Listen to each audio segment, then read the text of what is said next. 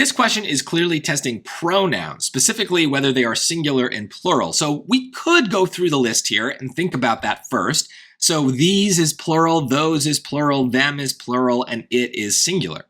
Now, if you've seen any of my lessons on verb agreement, where we think about singulars and plurals for verbs, you might think, well, it's got to be D because it's one singular and three plurals, 3 versus 1, the odd one out wins. But it's not the case necessarily with pronouns because choices like A and B are a little different than a choice like C. They're just different kinds of pronouns. So yes, they're all plural, but they're used in different circumstances. And so it might be the case that one of those is still right. So at this point, all I would do is go to the sentence and think, do I need a singular or plural thing? Let's at least think about that first, but I'm not automatically picking D here. We're gonna have to use the sentence to see if it's actually right.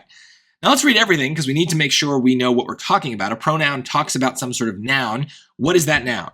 Water in the North Atlantic Ocean is pushed eastward by powerful winds, but the rotation of Earth and interference from nearby land masses together cause blank to swirl into a massive churning whirlpool, also called the North Atlantic Gyre, that spins clockwise. Okay, so what is swirling?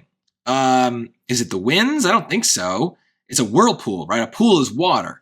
So is it water we're talking about? Maybe. Let's see. Water in the North Atlantic is pushed eastward by powerful winds, but the rotation of Earth and interference from nearby land masses together cause the water to swirl into a massive churning whirlpool. Yes. We're talking about the water. And notice how I tested it, right? I took the thing I thought I was talking about and I just put it in there. And that makes sense. That's what's swirling around. So when we talk about it again, since water is a single thing, it's not waters, it's water, well then yeah, we're gonna use a singular pronoun. That's how those work. So it ended up being that the odd one out won. But I wanna be clear, like, you gotta prove it. You gotta look at the choices there, the sentence and just make sure you know what you're talking about.